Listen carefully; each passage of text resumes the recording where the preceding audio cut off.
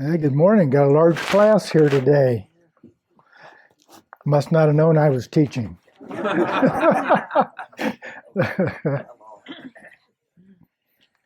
we're going to look at this morning at Judges chapter 2. And the title of our lesson is called A Backsliding People. And Who's that? we're going to see this morning. It's a people that God favored very highly. And, we'll take a look at this lesson this morning and see what God has to say to us through this lesson. And you'll have to help me out, or this lesson might go very fast. I want to start this morning in chapter 2 with the first verse. It tells us there, and the angel of the Lord came up from Gilgal to Bochum and said, I made you to go up out of Egypt and have brought you unto the land which I swear unto your fathers. And I said, I will never break my covenant with you. And ye shall make no league with the inhabitants of this land. Ye shall throw down their altars, but ye have not obeyed my voice. Why have you done this? Wherefore I also said, I will not drive them out from before you, but they shall be as thorns in your sides, and their God shall be a snare unto you. And it came to pass, when the angel of the Lord spake these words unto all the children of Israel, that the people lifted up their voice and wept. And they called the name of that place Bochum, and they sacrificed there unto the Lord. Where is the first remembrance that you have that the people of Israel did not obey God and to follow His commandment to them and His covenant with them?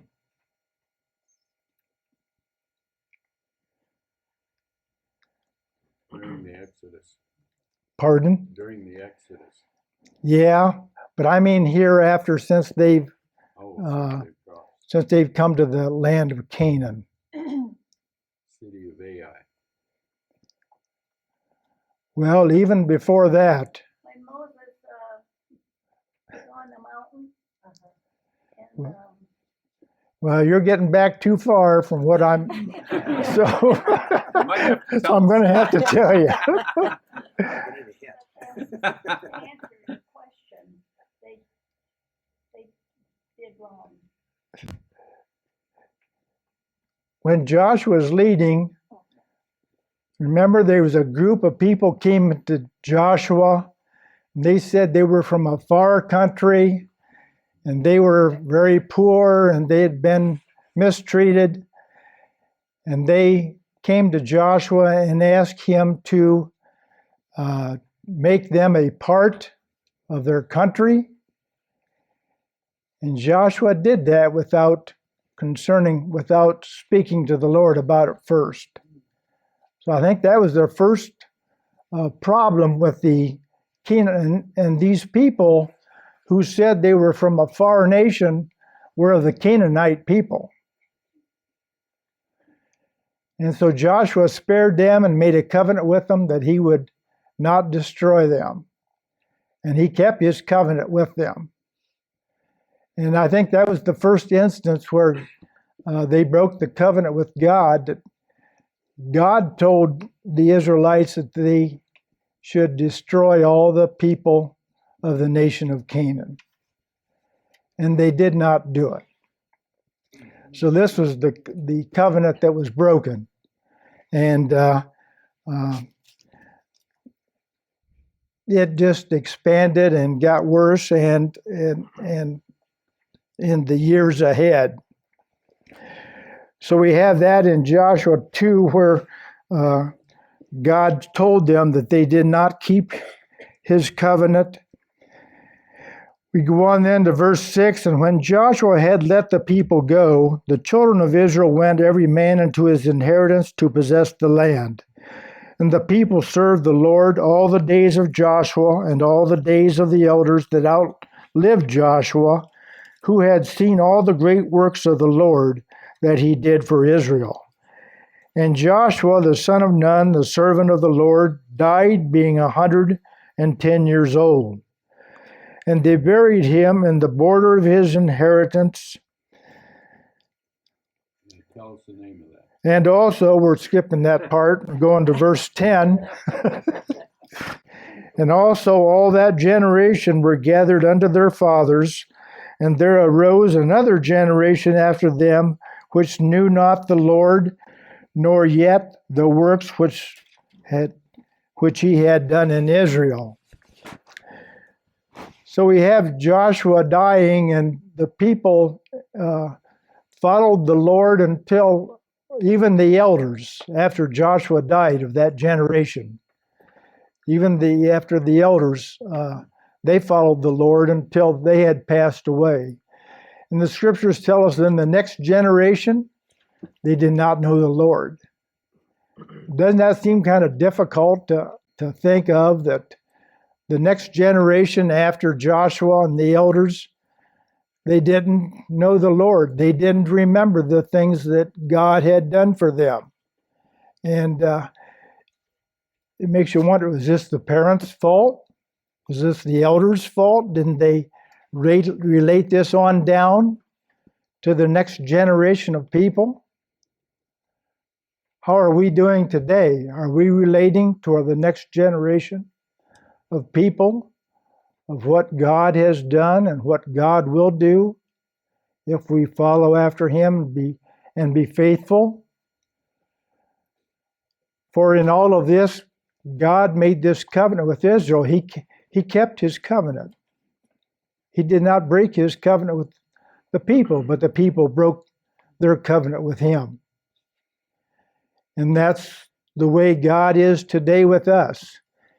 He will keep after us, but it's up to us to follow him and to be the kind of people he wants us to be.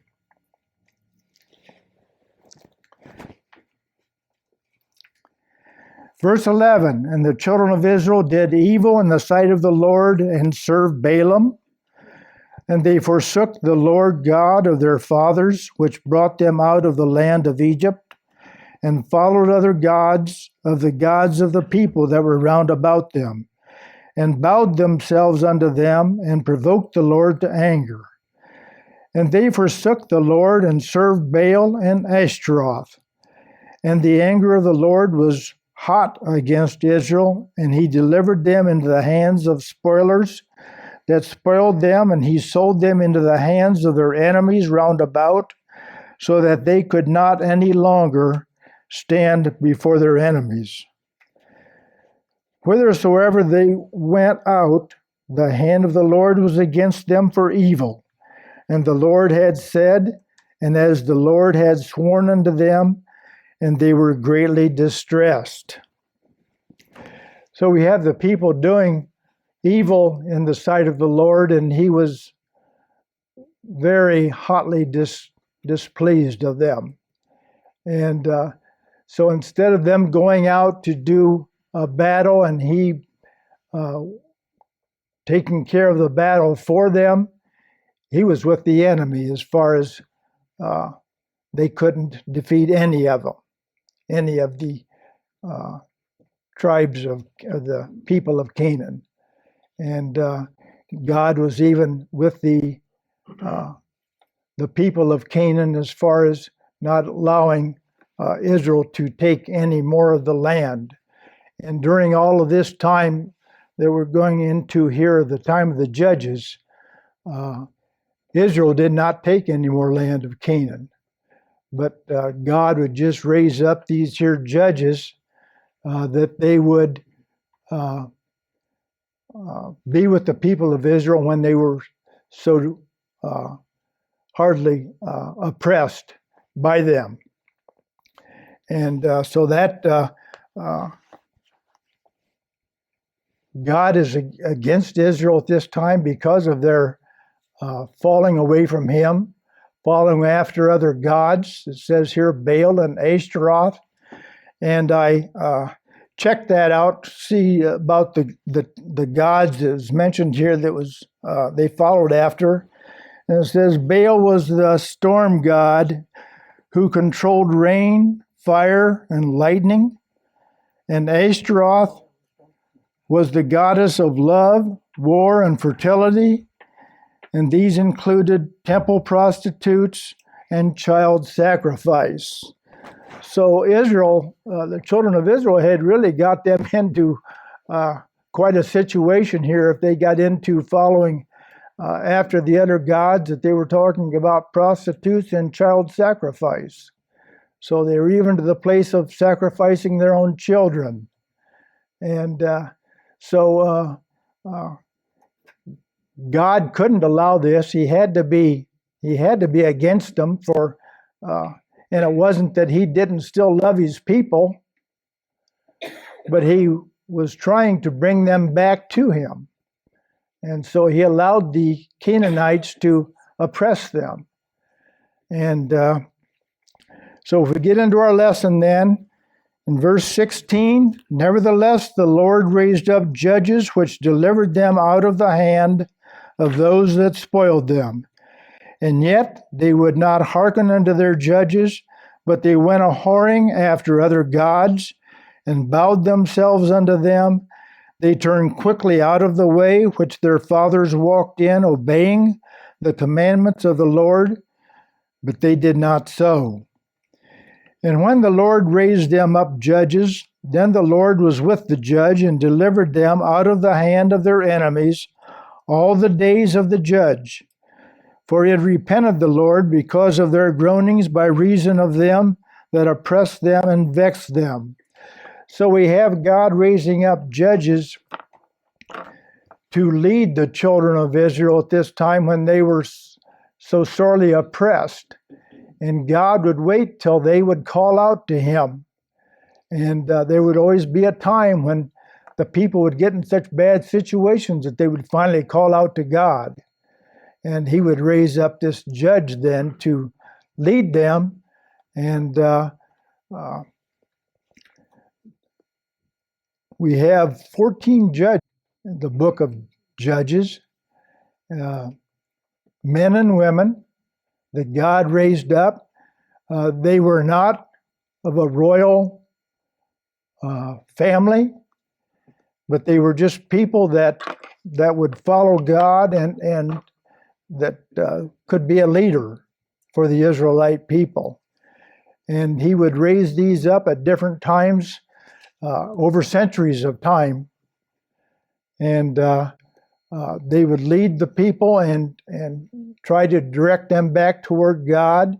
And the scriptures tell us here that the people did not follow of that, even though the judge would bring them victories in certain situations and try to bring them back to God. They did not follow in that way that they would follow God. It said they would do well for the time that the judge was living, but as soon as the judge would die, they would fall back into apostasy and evil ways, and they would be worse than they were before that judge ever came. And so if this happened for the duration of 14 different judges, they had to be fallen pretty far in the way of falling away from God.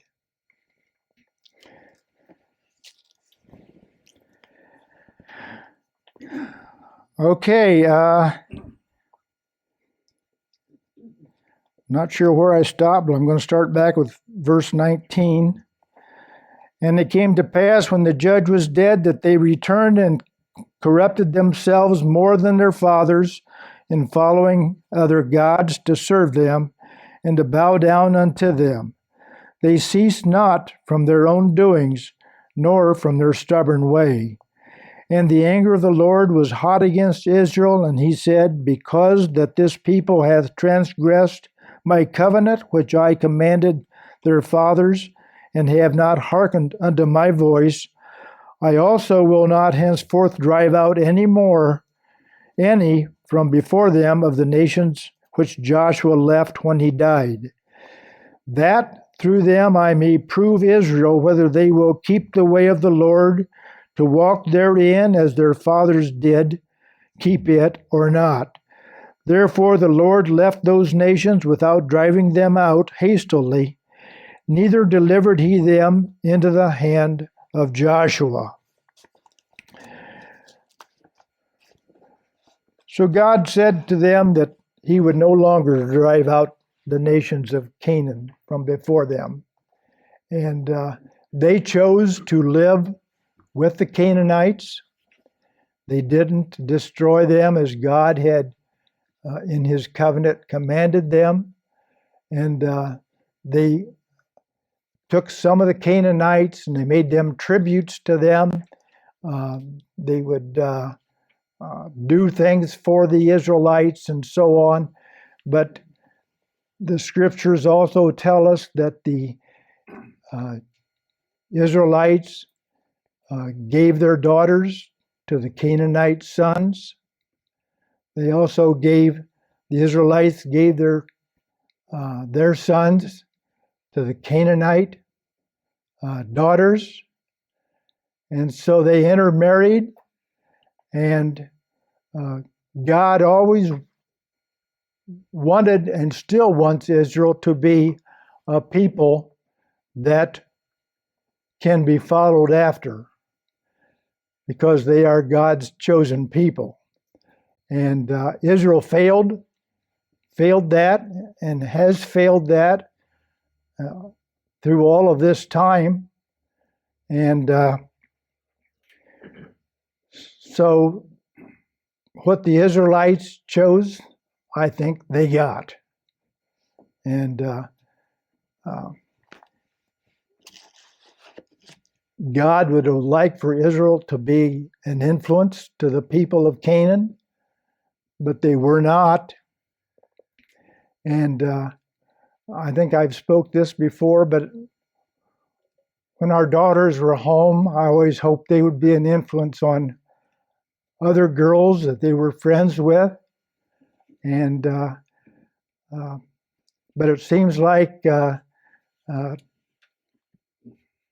not only today, but at that time, as Israel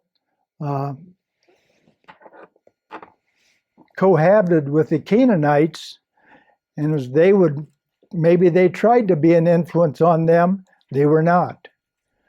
And it turned around the other way around, that the Canaanites were an influence on the Israelites, that they followed after their gods and walked away from the God who had brought them out of the land of Egypt and had saved them and made them a nation and set them up of a nation and land of their own.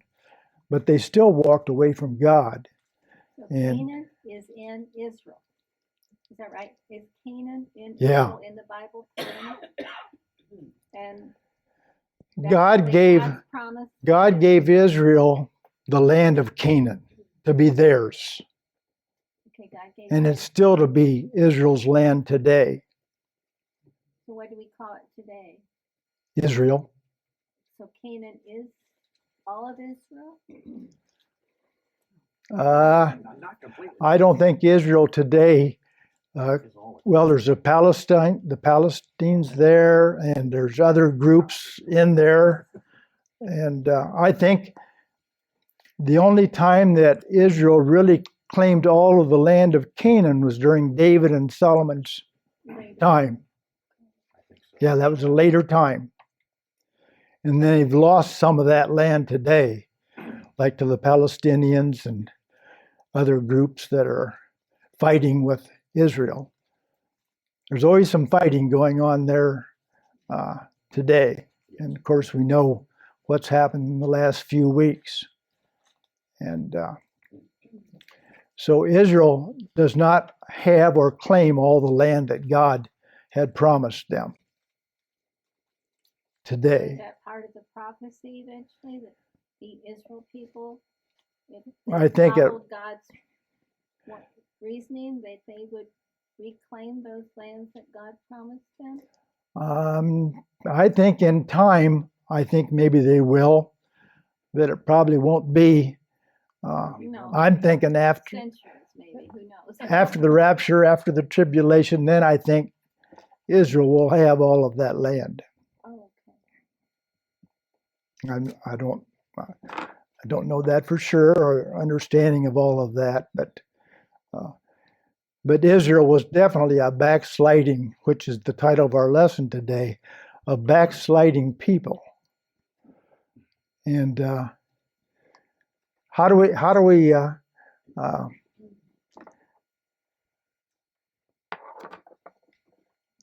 to describe a backsliding people?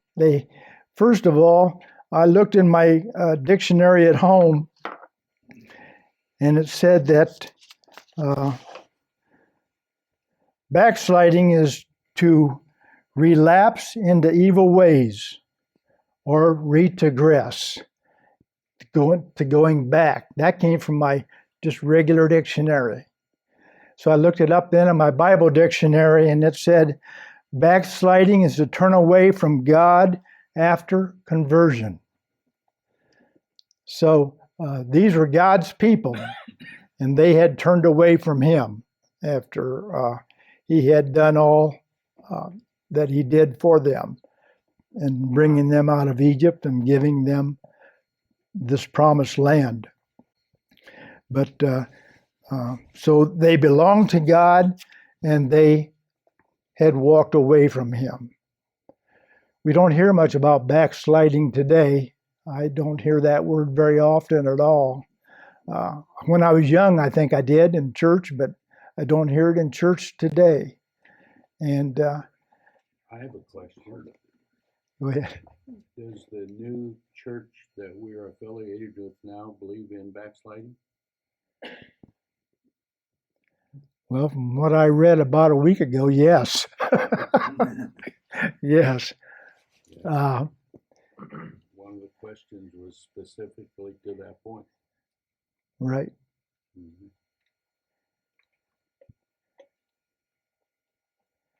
Do we have backsliding in our churches today? Mm-hmm.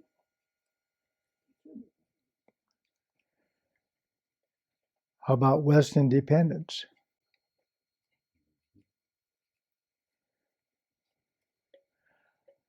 How about in our own lives?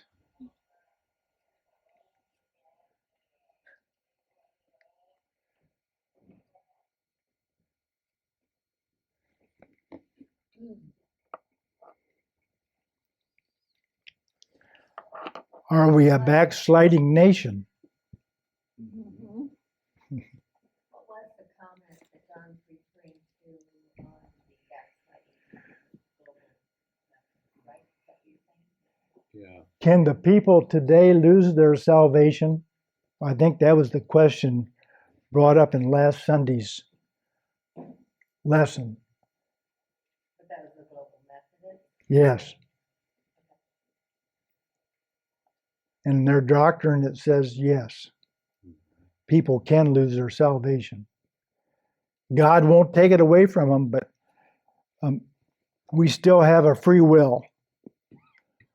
And,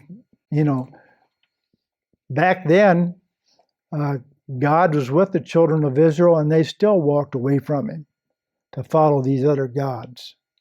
They left the people of Canaan that they left live and they cohabited with. They left them influence them and to walk away from God. And God won't hold us today that we still don't have our own free will. So using the reasoning, He allowed the pagan people to test the Israelites. So in our world today, people maybe whom we consider not just backsliders, but not Christians, they've been left in this world today to test us. No? Can be. We have to be careful today, I think, who we associate with. who we get into relationships with. So are we though, our purpose though also, are we supposed to try to show our Christian beliefs so that they are not, is that one of our purposes though? Or is our purpose to maybe stay away so we can not be tempted? Well, I think we need to stay away in a way that we do not become entangled with them in a bonding relationship. But as far as staying away from the people of the world, no. We need to try and be an influence to them to follow after Christ. That's what the monks in the old days did. They withdrew themselves and went into monasteries and took care of themselves and had no evangelical outreach of any kind. That is not what the gospel calls us to do. The gospel calls us to be a righteous people amongst the people of the world that do not believe. Do you think that's happened somewhat within the Amish community?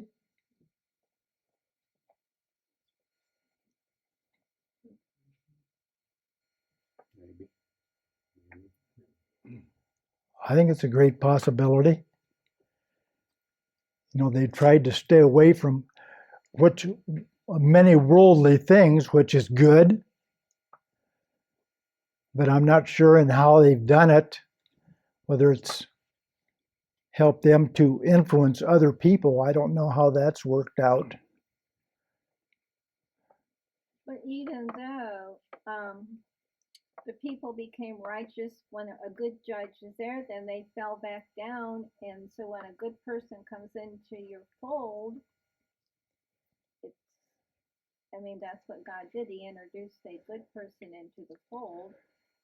They still did not stay with that concept. So, and they still stayed in that little commune. I guess I'm wondering about my life. What part am I supposed to do in my life? Do I stay in my little area that I'm comfortable with? It's easy to do that. Very easy.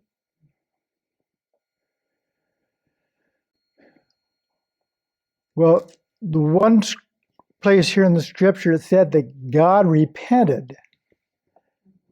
Yeah. Now, God didn't change his mind, though, when he brought the judges along.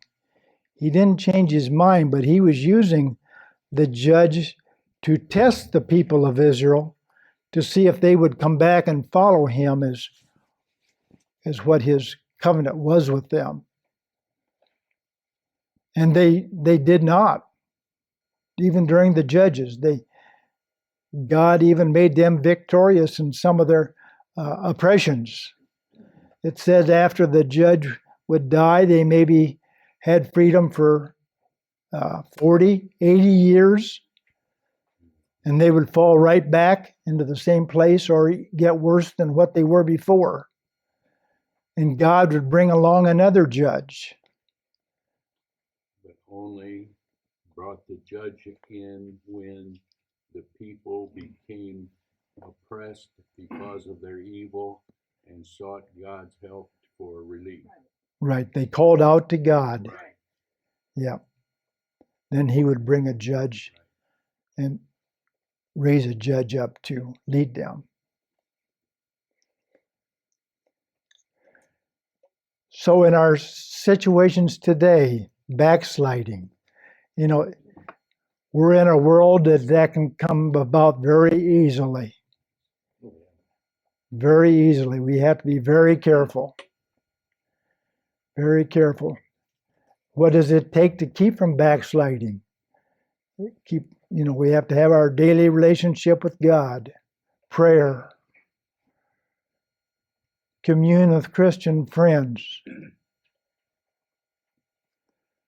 What's some others that you can think of that we need? Stay in the Word. Pardon? Stay in the Bible. Stay in the Bible.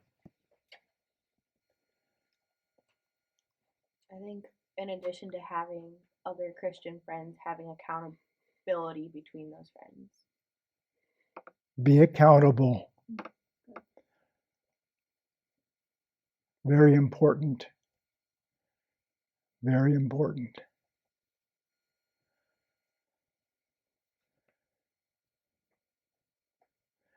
You know, I live by myself now. I don't know if I have to be accountable or not, Oh, yes, you do. but I do. I got some girls, Mhm. probably got some neighbors maybe watching. Church people that are watching. Got some church people watching. I think serving others and loving others in the world is really crucial to that part of being close to God.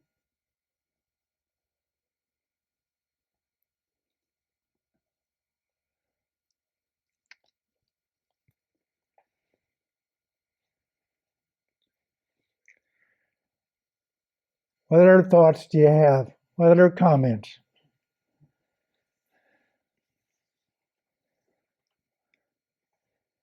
Is Israel better off today than they were back then? Doubt it. Hmm. But I don't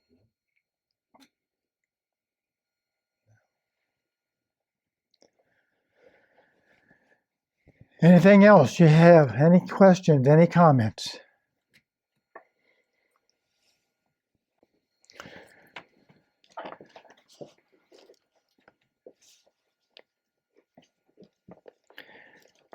Are we supposed to infer that this war is one of the things that Yes. a test?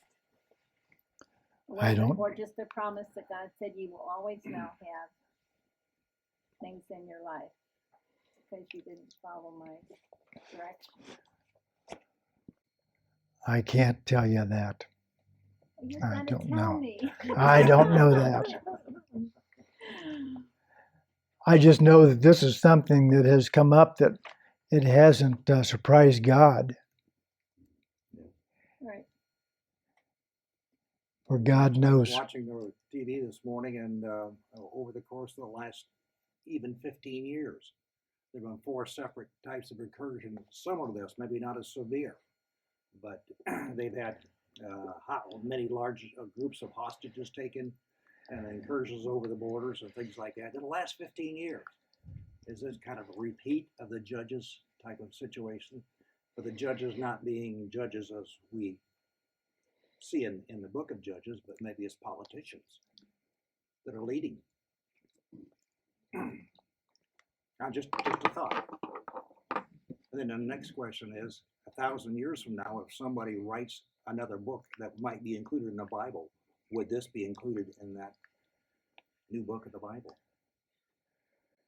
And how would they interpret that? Well, there'll be nothing added to the Bible. It's all inclusive.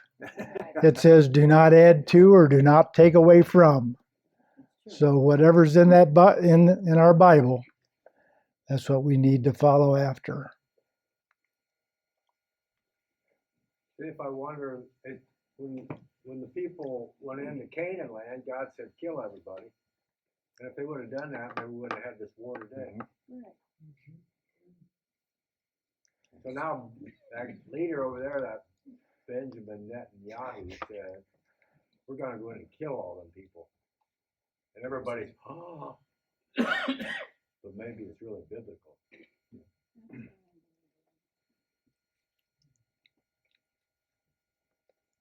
But in the time of David and Solomon, they supposedly did that, and it's still come back. Well, they claimed all the land. They They didn't. know the land, and They didn't take out all the people, at least though, they pushed them out. because the people are still. There's still people living today that was contrary to Of course.